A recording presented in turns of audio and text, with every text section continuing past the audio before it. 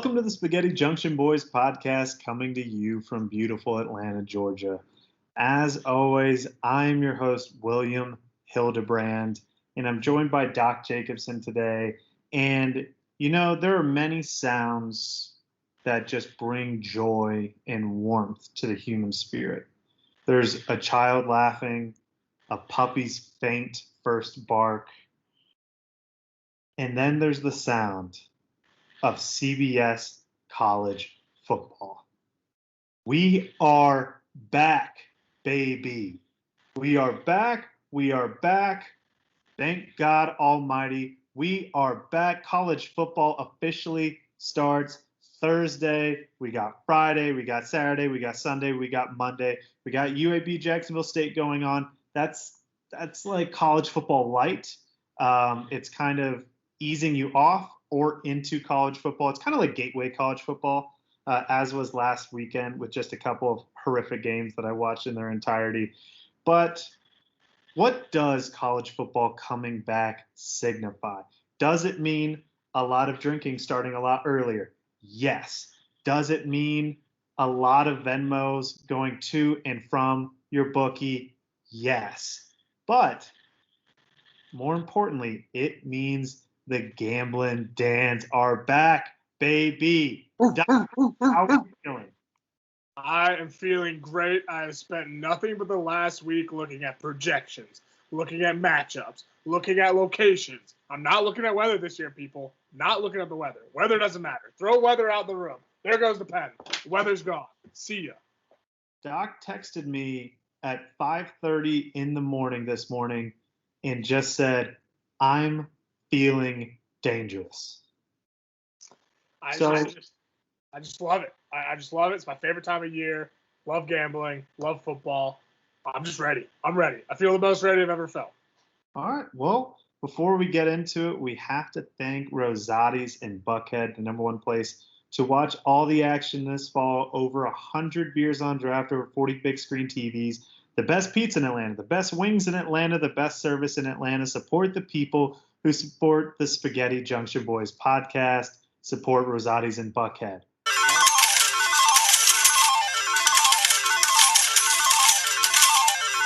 All right, Doc, give the people your first two picks for this weekend. All right, we're getting into it. Pick number one is a Friday night matchup, so make sure you get this in before noon tomorrow. I like the over in UNC at Virginia Tech. VT's home in Blacksburg, Virginia. Little night game, get the people going. Over 64. 64. UNC last year, 11th in the country in points per game. How many points per game, Michael? 41. Virginia Tech just makes a myriad of 3 touchdowns, this thing hits in a blaze of glory. Virginia Tech, not too bad on the points per game last year as well, coming in 43rd in the country. That was an average of 31.1 points. Don't know why they gave them the decimal there, but hey, just giving you what they're telling me. Pick number 2. Now I know we're in Georgia. I know we're in Atlanta. We're not too far from Athens. Bulldogs are going to hate me for this one. I'm taking Clemson -3. Neutral site game up in Charlotte. Big time game. We got a terrible quarterback at Georgia, JT Daniels. I don't like him. I don't like his weak mustache. Awful. Georgia last year, 40% against the spread. Not good. I'm taking Clemson -3. Also, a little tidbit. Georgia 0-2 last year, neutral site against the spread. Neutral site. Clemson's going to travel better than Georgia will because it's closer to their hometown. William. I'm conflicted. Love the UNC Virginia Tech pick, Doc. JT Daniels is like first team preseason All SEC. But then on the other hand, I also agree with the mustache. You can't trust a guy with that mustache. Definitely not to date your daughter. And I don't know if I trust him as a college football quarterback. The guy looks like a silent film star, and that kind of worries me. For me, I'm going to start off with the greatest team in America according to my heart, and that is the Ole Miss Rebels. Far from the actual greatest team, but -10 against the Louisville Cardinals on Monday night. So you have this one to look forward to. This is kind of the end of the bender, just about half-eyed open, trying to get back to work on Tuesday. Ole Miss can score. Almost hung 50 on Alabama last year. Scored the most points of anyone against the Crimson Tide a year ago. The problem with Ole Miss, defense. They bring about everyone back there. Otis Reese, transfer, played the last 2 games of last season, made the Ole Miss defense look a lot better, beat a good Indiana team down in the Outback Bowl. Louisville picked to finish near the bottom of the ACC. So -10 neutral site. I think Ole Miss fans are really going to fill Mercedes-Benz Stadium. I think Lane Kiffin's going to want to make a statement. I don't even think Scott Satterfield wants to be in Louisville. They're not even talking about Louisville football on Louisville radio. They're talking about Chris Mack. They don't care about that team, and I don't think Louisville football cares about their own team. Give me the Rebels. It's going to be big. Next pick, unfortunately, Doc, you know me, and you know I don't like betting on bad football teams. I don't. I take it to my grave. Don't like betting bad football teams, because if you lose, the next day you're like, oh, why did I think I was being so smart? Of course the Jets lost by 100. Right. Why did I bet on the Jets? But I'm going to break that rule right now. Give me Bowling Green plus 35.5. Bowling Green is horrific at football. Ever since Dino Babers left, when they used to cover, they are bad. They are picked to finish near the bottom or at the bottom of the MAC. But they're going to Knoxville. Knoxville is, as my great-grandmother would say, an absolute shit show. And they just announced their starting quarterback this week, but they've had a slew of guys leave the program. They've got a first-year head coach. They've got McDonald's sanctions hanging over their team. I worry about the Volunteers. And the Volunteers tend to like to open the season with a dud. It doesn't matter who's patrolling the sidelines, if it's old Orange Pants Dooley, if it's Skinny Lane, if it's Fat Phil, doesn't matter who's patrolling the sidelines. They love to disappoint early. So while I think they'll beat Bowling Green, because I could assemble you, me, and 9 of our closest friends to beat Bowling Green, I just don't think that they're going to beat them by more than 5 touchdowns. I could be wrong. I could look really stupid, but I'm not betting on the Volunteers. So give me Bowling Green here to bowl a strike. Doc, over to you. I like it. The other thing you have on your side there is Tennessee is the worst color scheme in the NCAA. So, take that to the bank, ladies and gentlemen. Love this podcast. Knoxville, pretty place. Knoxville football, not so pretty. All right, let's get into it. We got LSU at UCLA in the LA Coliseum. I'm liking LSU here. I know we talked about it earlier. Long flight, hurricane coming in. I think the only thing the hurricane does is, thoughts and prayers to Hurricane Ida people. I don't want to put this in a mocking tone, but it just lets the boys play. Get them out of their heads. Get them out of home. There's everything going wrong in the world right now at this hurricane. I think the boys just want to get out there and play and forget about it. I'm taking LSU -3. LSU last year, 60% against the spread. Surprisingly, didn't have a great year. And UCLA, it's a home game for UCLA. They had all of 10 fans there last week. Nobody's showing up to that game, even a 5:30 start. Nobody in LA likes football. LA is not a football town. Pick number 4 coming in. This one, I had my eyes. My eyes got big as saucers on this one. Mm-hmm. I like Minnesota +14 at home against Ohio State. Ohio State, I just have a feeling they're gonna come out. They're gonna tumble. They're just gonna stumble and tumble in this first game. They are not going to blow them out. I think Minnesota keeps this close. Last year, week 2 against Penn State, a very outmatched Minnesota team kept it a 7-point game. Last year, Ohio State, 50% against the spread. Last year, Minnesota, 57.1% against the spread. So that tells me Ohio State kind of a coin flip with spreads. I do not see a blowout coming here. And 3 of 7 games last year were a one-score game for Minnesota. 3 of 7, almost 50%. That's tight game. They're going to play them tight. That's what I'm feeling. So, Doc, I'm going to stick right there in the Big Ten with you. You know what the Big Ten has? They have big uglies. Oh, yeah. You know what happens when a bunch of big uglies get together? Slobber knockers. And we've got a couple slobber knockers going on this weekend. I know it's not an American thing to do, and I feel gross doing it on Labor Day, but I'm going to give you a pair of unders, okay? I'm going to take Northwestern Michigan State under 45. You're telling me Fitzgerald and Mel Tucker have had a full offseason to prepare for each other's anemic offenses while they both bring great defensive programs to the table, and we're going to see points? Absolutely not. This has 12 to 20 written all over it. Okay, so give me the under 45 in Northwestern versus Michigan State. Then you got Iowa and Indiana. Indiana, Tom Allen, players love to play for him. He brought in a lot of different Power 5 transfers into the program. They looked great last year, ended on a sour note, but they're only 2 losses, Ole Miss and Ohio State. Indiana is a good football team. I think Iowa will be a good football team this year, much to the chagrin of the flag behind your shoulder.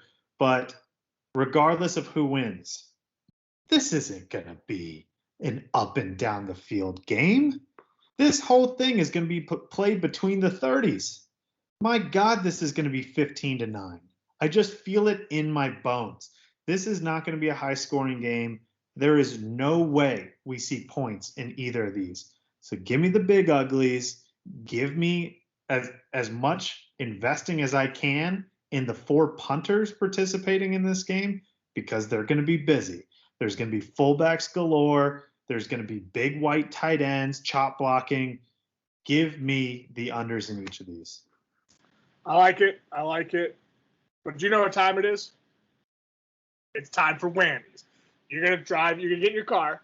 You're going to drive to the bank. You're going to go to your savings account, take everything. Everything. Mm-hmm. I don't care. Could be $10, could be $100,000. You take everything. Yeah. These are guarantees. Okay. Right now, I'll give you a kidney if this doesn't hit. Obviously, all right. Not. But I'll give you a kidney if this doesn't hit. If you need one. Sir, the podcast clearly stated. Alabama, Miami, over 61.5. Really, really like this one. Alabama's going to come out chucking that football. They're going to be putting up 50 on their own. I like it. If Miami can give me 3 touchdowns in this game, that over's hitting in the first half. I love it. Reasons I like this game. Alabama, number 2 last year, points per game, 48.5. Guess who else was at a nice little run last year? Miami, 24 points per game last year. They were 24th in the country, points per game, 34 points a game. Add those together, what do you get? That's 78.5 points. That hits every day and twice on Sunday.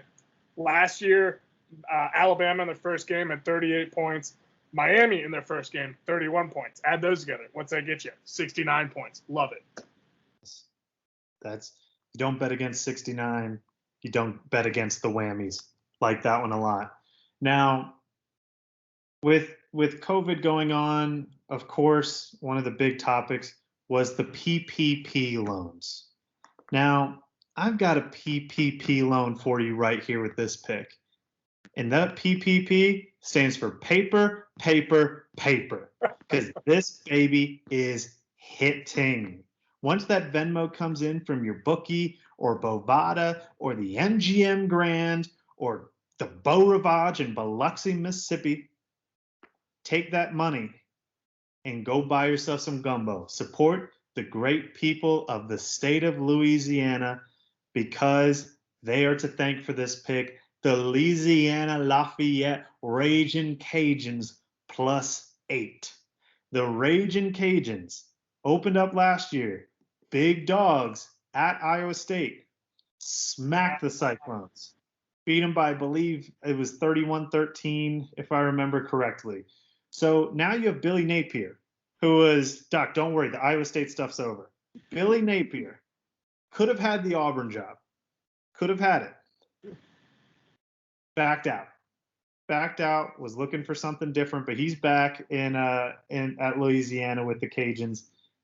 Meanwhile, you've got a new coach at Texas, Steve Sarkisian, who's leading just a team that continuously underperforms and has, just like Tennessee, the other UT, has not played well in their opening matchups as of late. Who could forget just the other year when they gave up, I think it was 1,600 points to the Maryland Terrapins, who, unless Lonnie Baxter, Steve Blake, and or Steve Francis are walking through that door, you should not be giving up that many points to the Maryland Terrapins. So it's +8. So even if Texas beats them by a touchdown, I do think Texas wins this game. I'm not ruling it out. But Louisiana Lafayette, they like to smack you in the mouth. They say, we're going to hit you at press coverage. You have to try and beat us. They're returning a lot of guys on that mean defense. They return a couple guys on offense.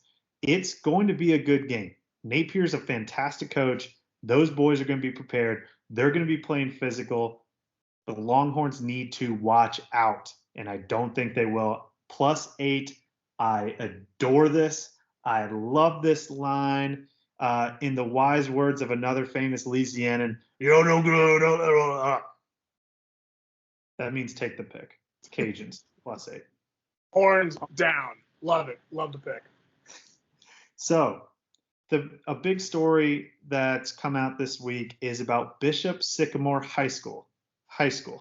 So Bishop Sycamore took on IMG Academy on Sunday, lost by a bajillion points, but people started noticing some weird things there. There was multiple guys with the same number. There was guys with broken face masks. There was guys sharing helmets. There was no official roster given to ESPN. They had about 30 guys after claiming they had a dozen guys alone with D1 offers. So then they go up against IMG, who can beat a lot of FCS programs with the team that they have put together, who actually have a dozen to 2 dozen Power 5 capable players on their roster at any given time. And a lot has come out about Bishop Sycamore since then. People looked up their address, and it's actually a duplex. Some other people looked up a different address, and it was a library. They started a $20,000 GoFundMe and raised $200. Also turned out that, they played on Friday. They took their 30 players and played 2 games in 3 days. And I could get on a soapbox about why this is. Apparently, they had guys who had already played in junior college and then went back to Bishop Sycamore. It's just a mess. I mean, it's funny to see the different hoaxes that we've seen in college football. I remember that kid committing to Cal over Oregon, the kid out in Nevada, and he held a signing ceremony at his school. It turns out he went to camps at those schools, never got an offer, never had any D1 offer, but was in too deep by telling his friends and everyone at his school that he was going to sign with one of these big schools. So he held a ceremony and then even signed a paper, which God knows what that was. Probably one of those charts that you used to get in elementary school with the multiplication tables. And that was a bad one. But this is just kind of makes you feel gross. I mean, that was secondhand embarrassment. That's your Scott's Tots episode from The Office. But this is just kind of gross. And I think a lot of people have already gotten to the serious sides of it. But what's been most unfortunate to me since all that broke is the amount of damn jokes I've seen on Twitter used a million times. If I see one more Manti Te'o's girlfriend goes to Bishop Sycamore High School, I'm going to lose my mind. Enough. I don't get why people on Twitter see a joke and say, hey, what if I also say this joke? Will that be good? I searched Bishop. I saw 3 jokes about it independently.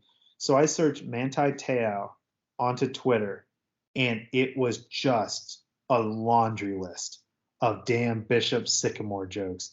Cam Newton gets cut the other day. Guess what? Cam Newton signed a 2-year contract with Bishop Sycamore High School. I can't do it, Doc. I can't. Yeah, I mean, it's overplayed. It's played out. And much like Bishop Sycamore's offense was, played out. I'll leave it there. I'm stopping. I mean, Twitter's been driving me nuts lately. The amount of people stealing jokes, the amount of people reusing jokes. I mean, NBA Twitter. When it's your birthday on Twitter, of course, Twitter has balloons that come up on your profile. And the amount of people, hey, what's this weird glitch? I got balloons coming up. Yeah, it's your birthday. All right. I'll wish you happy birthday. Great. But just enough of that joke, or the one's gotta go, and it's just like pizza, French fries, tacos, milkshakes. Great, yeah, let's embrace debate. Where's Max Kellerman when we need him for this? I'm just getting burnt out on no one being original on Twitter. It's just, all right, Doc. This has gotten me on to think TikTok has driven me bonkers. I don't have a TikTok. I don't go on TikTok, but I just don't understand how it exists. Of people saying, "Hey, I made up this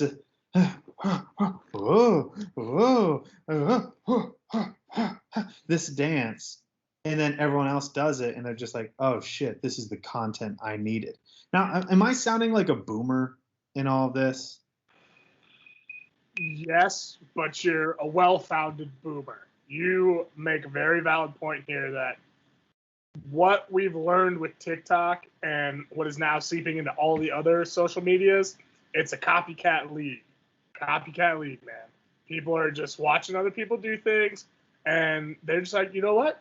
I'm going to do it myself. Why not? Much like Bishop Sycamore reusing checks, everybody's reusing jokes. I mean, I don't even know what to think about social media anymore. Originally, it was just like, hey, it's people making dick jokes and like sharing puppies doing hilarious things in bow ties. I'm here for that. Great. It's where you can find breaking news before journalists have time to write the articles. Awesome. Like seeing that. Love the milk box challenge. That has made me laugh an uncomfortable amount of times. Or milk crate challenge. Love that. But just it's gone for either really, really crazy people who want to espouse their political opinions and just yell about. If you have your political opinions in your Twitter bio, you're the worst.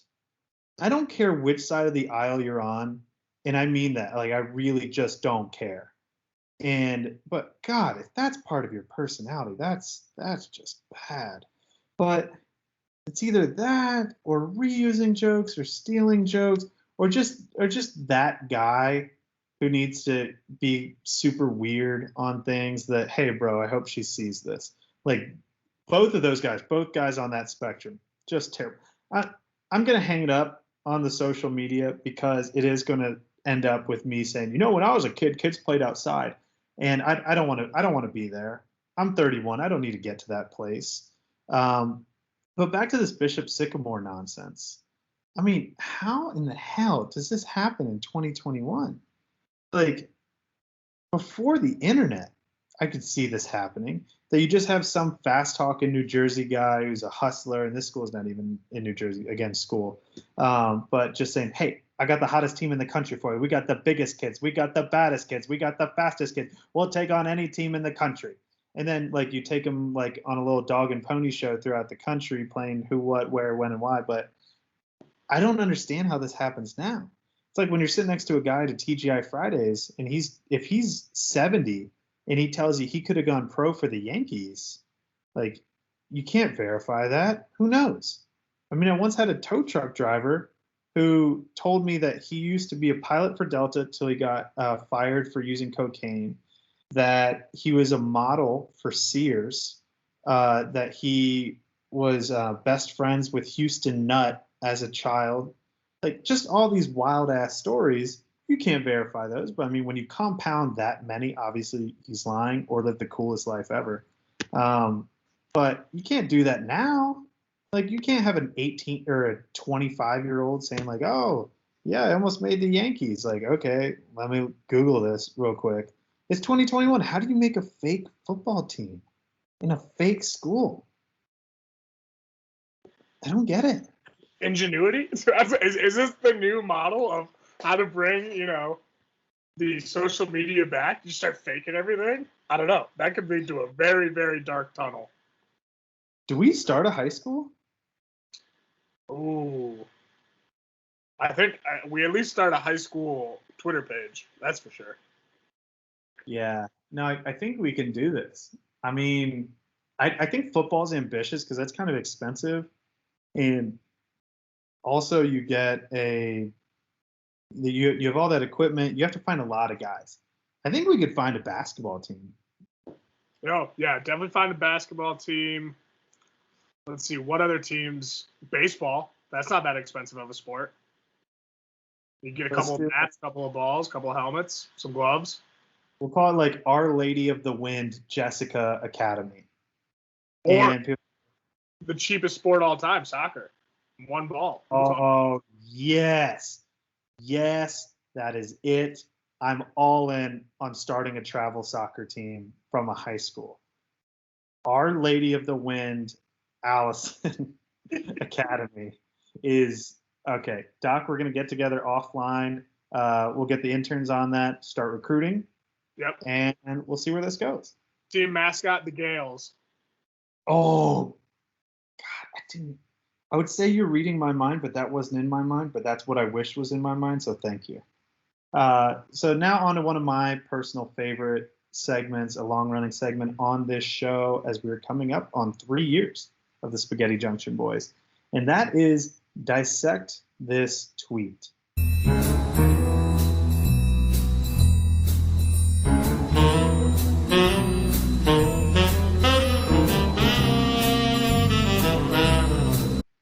So in the U.S. Open the other day, Andy Murray played Stefanos Tsitsipas. And Stefanos is apparently famous for taking breaks that a lot of people are sticking their nose up at, not just because of what it smells like in there, but that they don't believe him. That he's taking these bathroom breaks, and he did it against Andy Murray the other day, and Andy Murray was not pleased. Andy Murray said, quote, "Fact of the day, it takes Stefanos Tsitsipas twice as long to go to the bathroom as it takes Jeff Bezos to fly into space. Interesting. Toilet emoji, rocket emoji." Now, that I don't know if the toilet is for Bezos or if the rocket is for Bezos, because I mean, honestly, it fits into either. Depends on what's shooting out of Stefanos. Could be a rocket, could be into a toilet. Jeff Bezos, he was in a rocket, but a lot of people thought that his trip was crap. What I find most interesting here is that he spelled Stefanos Tsitsipas correctly, but did not spell Jeff Bezos correctly. And that's going to stick with me for some time. So, Doc, as it pertains to tennis, and I wish we had Ricky here. He's, of course, still trapped in the Bahamas. But as it comes to tennis, do you say it's in or out when it comes to taking bathroom breaks in the middle? I'm going to say it's in. This man is from Greek. He probably sips on a little ouzo, a little Greek wine. He might have to, just keep batting that ball over, and he goes, "Hey, buddy, need a bathroom break here." The ouzo's messing with his stomach. That and some Mediterranean food, some seafood. Maybe he had some bad scallops. You never know. Maybe he just got a rash of just, getting food poisoning. Never know. I'm going to say I'm in on it. He's going to the bathroom. He's doing it legit. You see, we celebrated a softball championship about a year ago, and we celebrated by going out to the bar and having a couple beers before the first game of the next season. And, we're just there. We're having a good time. We're just boys being boys. And suddenly I think I'm at like 5 or 6 beers and maybe 4 shots of Fireball at this point. But it was in like an hour and a half time span. And so then I get to the next game, and I typically play third base, but I was in right field for this game. And as I'm trotting out there, it's fine. Everything's vibing. And then I get to my position, and I turn around to face home plate and got hit by the spins and was just Oh shit! I am drunk at this softball game. It was an experience, man. I don't know how. I guess I got to ask like Josh Beckett how you get fucked up and then go and play in a sporting event because it did not go well for me. I'll tell you right then, it was not a banner performance. But you know, marathon runners are known for going to the bathroom while running, and they finished that with pee and poop in their shorts. And you're telling me number 3 tennis player in the world, Stefanos Tsitsipas, you can't have a little pee in there? You know? Maybe trust a fart and then say you didn't trust a fart. You're not playing at Wimbledon. You don't have to wear all white up in Flushing Meadows, ironically named, but just I say just go for it, you know? But so I'm saying out. I'm saying he could have played through. And when you're doing that, when you're playing for like a long period of time like that, you should know, hey, you know, I shouldn't have something that's there. There's no food that I think of where I'm just like, oh, this is not going to end well for me. But for a good friend of mine who will remain unnamed, but will know who he is when he listens to this, his is Panda Express. If he even sees a Panda Express, his stomach starts gurgling. If someone says Panda and Express in adjoining sentences, then he starts running toward the bathroom. And so I think if you're Stefanos, you avoid your local cuisine if that's what does it to you. I'm saying this has happened too many times for me to give him the benefit of the doubt. I think he's deliberately doing this. And maybe he's making himself have to poop and his coach is in the stall next to him. They're trading secrets while playing battleships together. Who knows? Oh, like a earbud with the spelling bee contestant, right? Maybe a little insider trading going on there. Well, you're turning me a little bit. Mark Schlereth has multiple times admitted to pissing himself in a game or on a sideline. So maybe the dude needs just to man up. Who knows? I do think that this is an incredibly awkward situation in that I forget how much time it was, but people were timing him, how long he was in the bathroom. And I think if I was Stefanos and I was actually going to the bathroom, I'd be like, all right, guys, all right. You're getting a little personal here. I don't need you timing that I was in the bathroom for 12 minutes. But when you're in a public situation, that's something you got to be cognizant of. You shouldn't be in there scrolling your phone. It shouldn't take you 12 minutes in there, or however long it was. Because when you're in a public setting, whether you're out with friends or a date or you're at work or you're at school, you got to be thinking like, all right, I need this to be right on the gray area of is he peeing or is he pooping? Like you need to get yourself into that gray area. Because if you get into like the 12 minutes, people are like, I know there's not a line in the players' locker room for the bathroom. You were just in there for like a really long time. So I'm assuming it didn't go well in there. And so you got to be cognizant of that time. What timestamp do you put on that? Is it 2 minutes, 3 minutes, 250, 230? I think you can get into 3 or 4 minutes because you're washing your hands. That takes 30 seconds to a minute.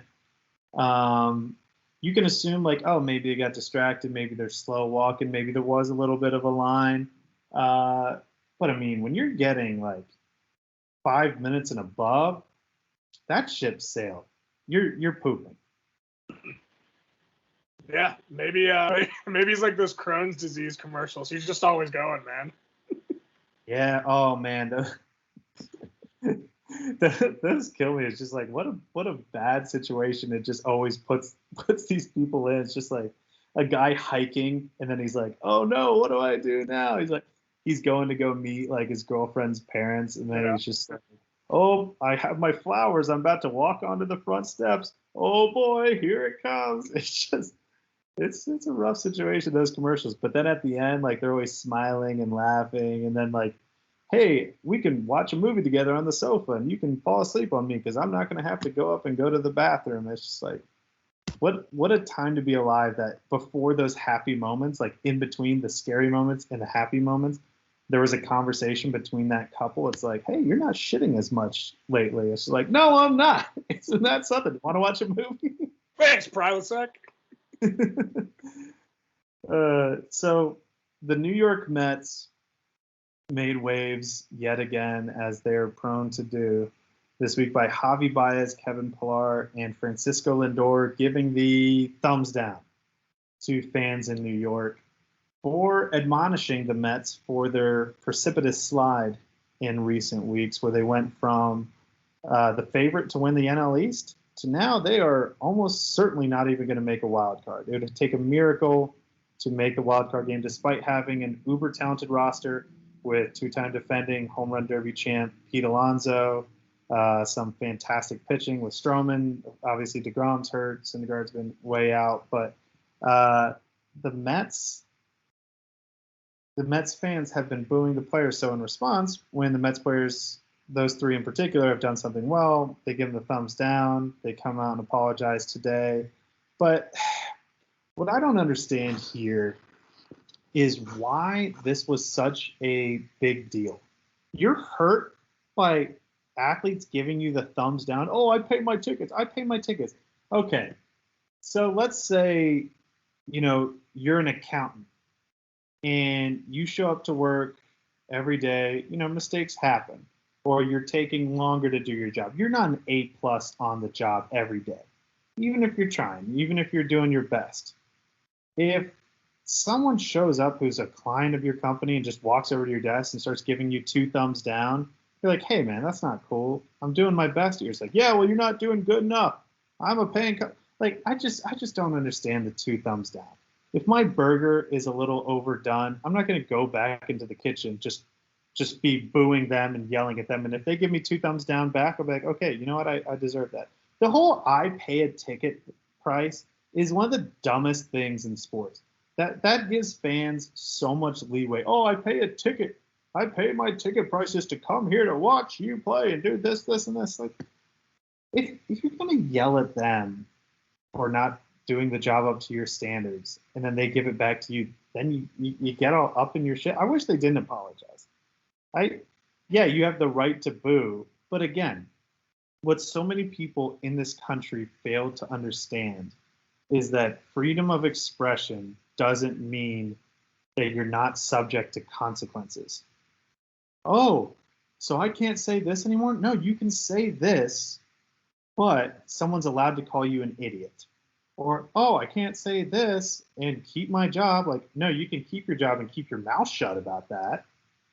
Or you can say what you want to say and get fired. Like, people don't understand that there are consequences to these things. And if the most consequence you're getting for being a dick to strangers is 2 thumbs down, it's not that bad. Yeah, no, I agree. I just want to make the comment that let's just call it as it is. Mets fans they just don't understand baseball. They might even not know the game of baseball is going on. You cannot boo a team, a player, when their whole goal to get to the Hall of Fame is to have 33% batting average. Their job is to fail in that game. If they're successful a third of the time, they're known as one of the greatest baseball players of all time. Name any other profession that's possible. For you to go to a baseball game and to boo your own team is absurd. I mean, I'm going to call it right now. Worst fans in all of sports. Worst fans in all of sports. Ow. Going in on them. Yeah.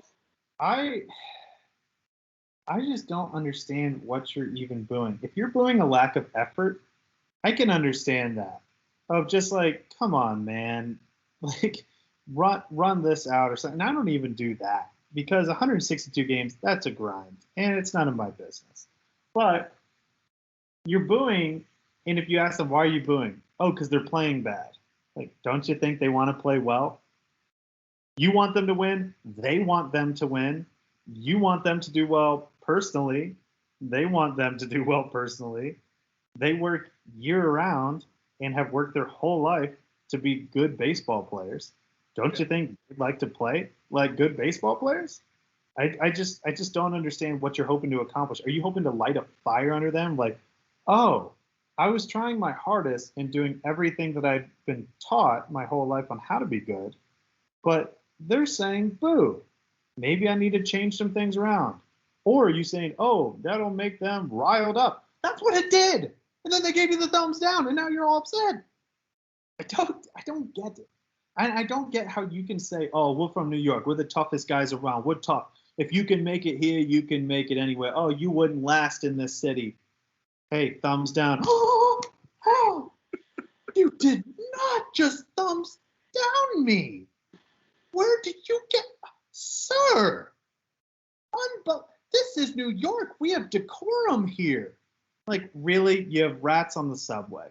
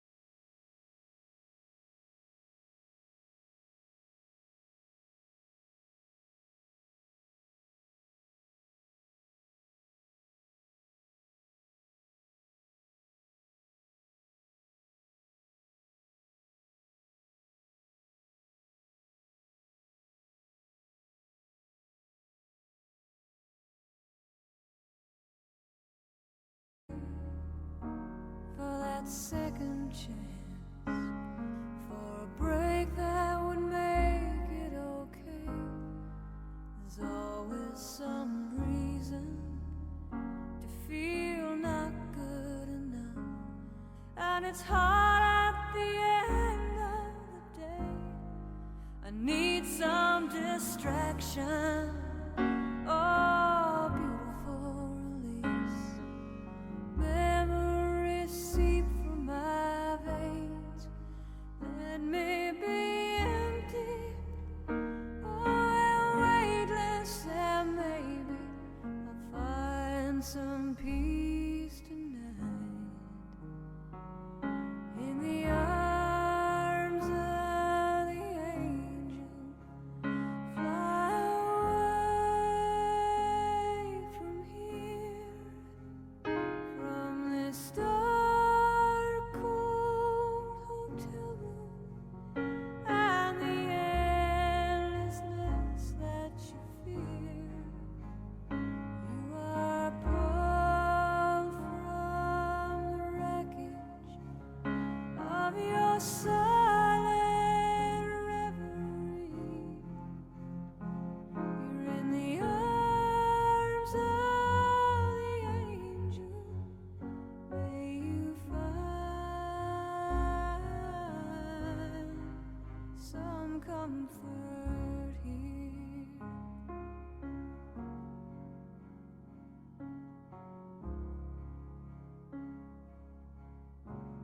So tired of the straight line, and everywhere you turn, there's vultures and thieves at your back. The storm keeps on twisting. You keep on building the lies that you make up for all that you lack. It don't make no difference. Escape one last time. It's easier to believe in this sweet madness, all this glorious sadness that brings me to my knees. I'm William Hildebrand.